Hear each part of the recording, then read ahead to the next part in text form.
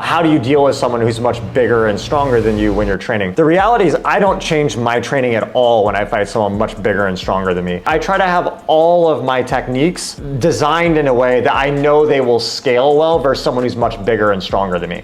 And in that sense, a lot of people imagine when you fight someone bigger and stronger, like you're gonna implement a different game plan. And I think that's a really bad way to think about it. It's very inefficient because the positioning of my opponent's body is gonna have a much larger influence on the decisions I make to do than his size. So you should be basing all of your decisions in your match based off the body positioning of your opponent. That's what's gonna be the most efficient. And if you find a technique that you're doing, you're executing it as in your head and you're supposed to, like you're doing everything by the book as you know that technique, and it's not working, then I would say that there's something you're missing in that technique, or it's actually not the right time for it. But still then, it's not that I'm looking for a certain technique on a bigger guy, I might shy away from a certain technique on a bigger guy. Exclusionary versus inclusionary, right? So inclusionary would be going, I'm gonna try to armbar this big guy, right? Instead I go, okay, what's his body position? This move is open.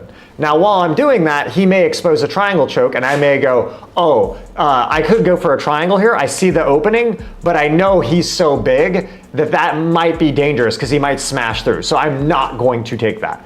Whereas if you go into a match and you're thinking, I want to do this technique, that's a very dangerous mindset. So whenever you roll with a big guy, don't fixate on like the good technique for the big guy. Just do what you normally do and be aware of techniques that may or may not work well versus a big guy. And if you have too many techniques that don't work well versus a big guy, then I would urge you to look deeper into the techniques you're using because there shouldn't be that many that you use that don't scale well versus a bigger opponent. I mean, just watch like Lucas Lepre versus that Saif guy. Like Lucas is 167 pounds when he's competing. That Saif guy was like 350 pounds, right? I think there's a video of Bruno Malfacini fighting and he fought some guys like 200 pounds. Bruno's like 128 pounds. Mikey versus Saif, he's like 300 pounds. So there's so many examples of people doing good versus people much bigger and stronger than them. Just try not to fixate on that.